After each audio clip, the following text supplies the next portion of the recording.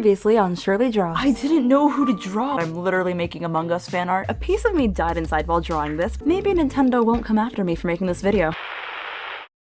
Part 3 of drawing every Project Sekai character at the mercy of a wheel of art styles. Let's go! I'm Shirley, and you all have waited more than patiently, so I'm very excited to share the last 6 drawings of this challenge. If you want the full story, parts 1 and 2 have the first 20 drawings from this challenge, but otherwise, let's get into the video. See you guys there!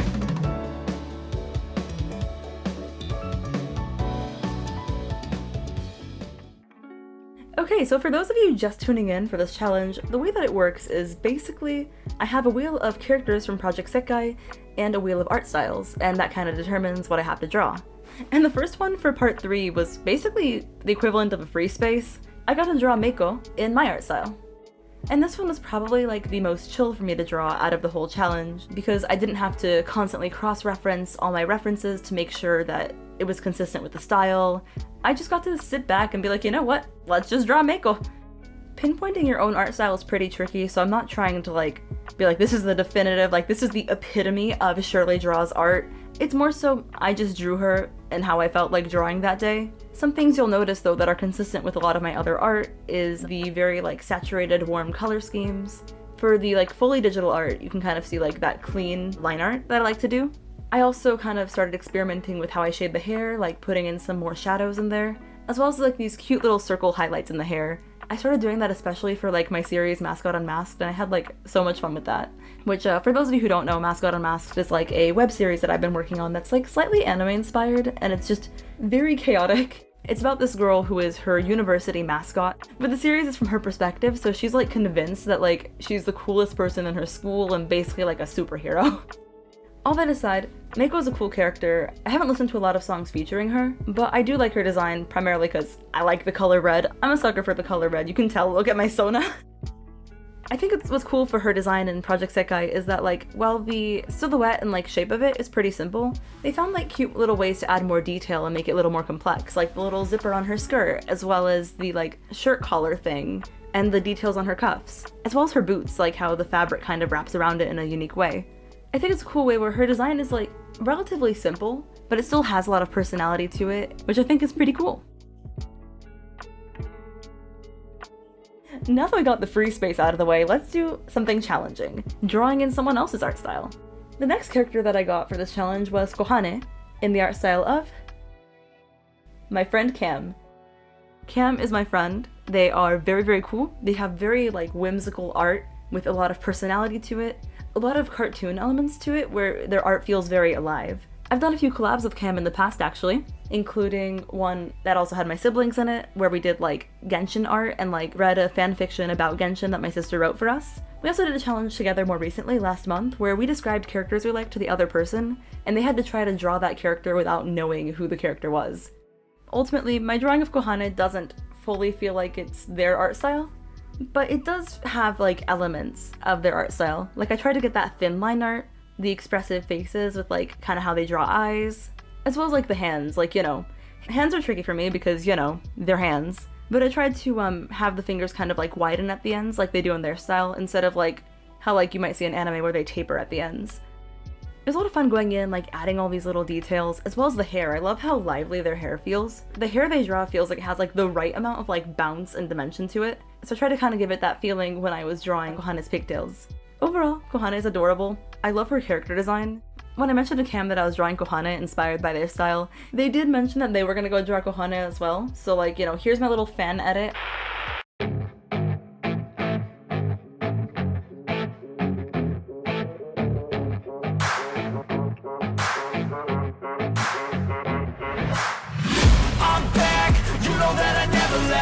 Got tracks and some music that you never guess. I don't slack, don't lose, learn your lesson yet. When I get to choose what I do, I'm like a weapon that's sharp as many. Check out Cam's art. They're cool, they're talented, their art is amazing and has so much personality. Very whimsical, very fantasy. And tune in for when they eventually start making YouTube videos, because they're gonna be good, they're gonna make good stuff. This is my drawing of Kohane, inspired by Cam's art style, but of course, put it in a lineup with Cam's art, it doesn't quite feel like it would fit in.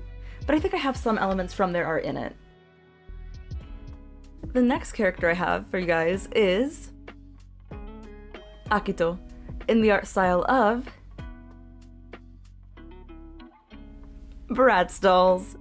This was actually the runner-up for like which one I wanted to put on the thumbnail of this video, because it's just cursed. I feel like out of all the Project Sekai characters, like, it felt right to have Akito be the one who's a Bratz doll. Like, his fashion, and like the fashion of VBS as well, feels pretty similar to the fashion you see in Bratz.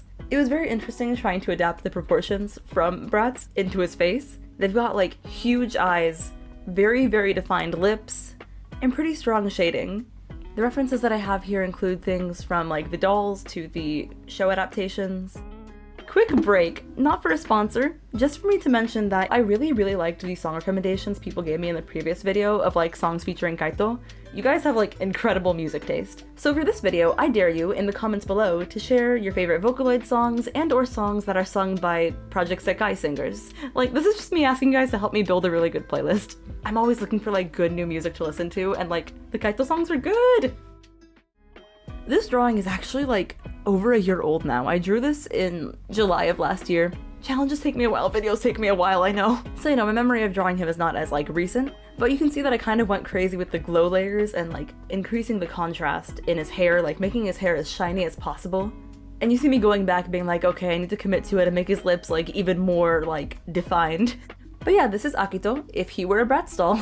Sega, when is this collab happening? And who better to have after Akito for the wheel to choose than his sister, Ena Shinonome, in the art style of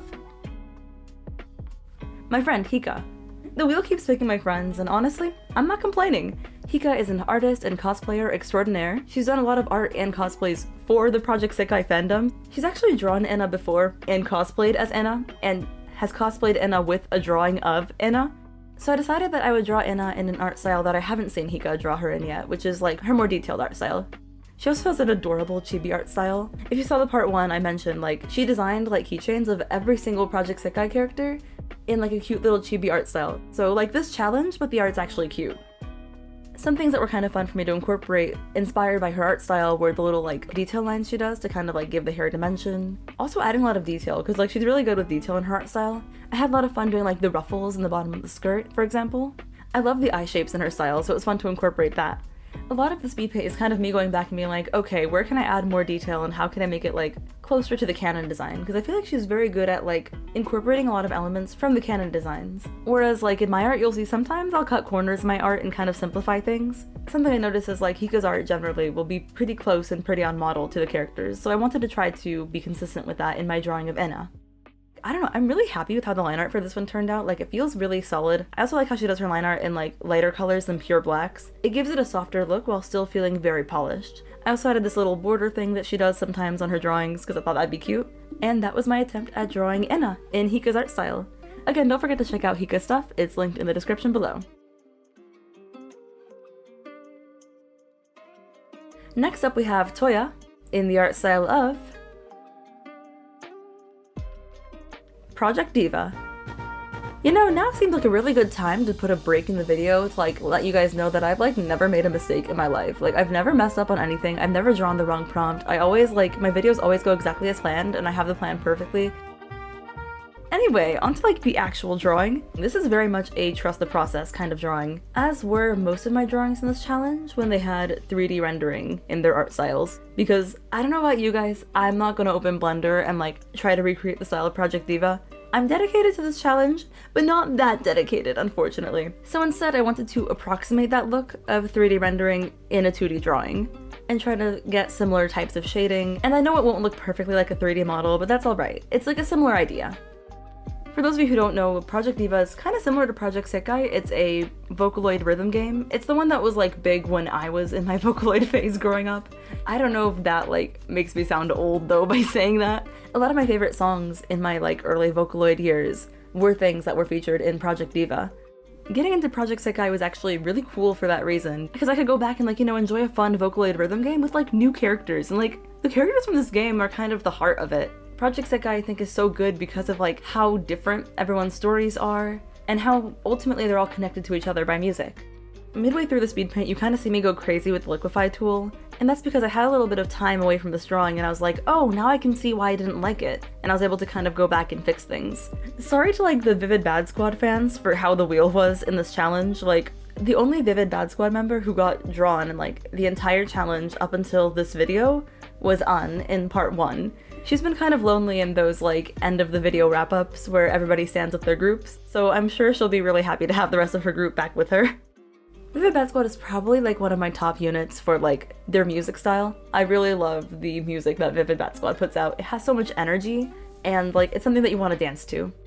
Once I finally got around to liquefying Toya and like kind of having his pose feel more natural, I went back and made the shading have more contrast so he would look a little bit more three-dimensional. And proportionally, I kind of put him somewhere in between like Kaito and lens height and like face proportions as well. I kind of used Kaito's eyes as inspiration for Toya's eyes, as well as his hair because, you know, they're both blue in tone, so it kind of gave me a hint as to like what a guy with blue hair looks like in this game. I do kind of go back later in the speed paint and fix his hair to kind of give it more life and feel more like him. But yeah, this is my drawing of Toya in the art style of Project Sekai. Or Project Diva. This is my art style of Toya. This is my drawing of Toya in the art style of Project Diva. And last but very not least, I'm in absolute suspense. I don't know who it's gonna land on. Oh my gosh, it's Rui, let's go! The grand finale. In the art style of The Simpsons. I drew this drawing a year ago, and I remember that the main hard part of this drawing was being willing to let go of the fact that I want him to be pretty. Rui is so pretty in the game design. He's designed to be pretty. The Simpsons are not designed to be pretty. I tried to mirror the proportions to what a lot of the characters in The Simpsons look like, as well as kind of giving him like very simple shapes in his design so it would be something that would be like easy to animate in a show. I put some light detailing on his coat, but something that wouldn't be too bad to animate if you were animating like as a show. And yeah, ultimately, I don't know if I could have picked like a better wheel combination to be the grand finale of this challenge because, I don't know, I feel like Simpsons Rui kind of just embodies this challenge. It's where you take fun anime characters with really cool designs and then you're like, okay, but what if I made them cursed? Oh, I'm getting emotional now. This is the last drawing of the challenge, and this is Rui in the art style of The Simpsons. And we did it! We finished the challenge! It's been a wild year and a half. I'm sorry that it took me so long to finish this challenge, but thank you guys so much for like joining my channel and sticking along for the ride. As always, in this challenge, I'm gonna end the video with like a roundup of all the Project Sekai characters and all their styles with all their units. But before I get into that, I just wanted to say thank you so much for sticking around for this challenge, for supporting my channel. Y'all are the realest, and the support I got for this challenge was very unexpected. I did not expect this challenge. Like, I did not expect the part 1 video to like randomly blow up like 9 months after I made it. It was like really wild and very exciting, and all the kindness in the comments and the support means so much to me. Like, thank you guys so much. If you want to stick around for my other projects, I do a lot of stuff on my channel. I do art challenges like this one, collab challenges with my friends. I have like a web series called The Mascot Unmasked. I do animations, animatics, cursed meme videos, all for like a variety of fandoms, but a lot of Genshin Impact in there. I write songs, I sing covers of songs, I like to tell stories, and I like to share my art with people. So if you want to stick around and see what more art I have to share, that would mean the world to me. And in the comments below, let me know which design from this challenge was like your overall favorite. I'm getting all sentimental now, but thank you so much for sticking around to this challenge, and let's get to the roundup. And until next time, I'll surely see you around.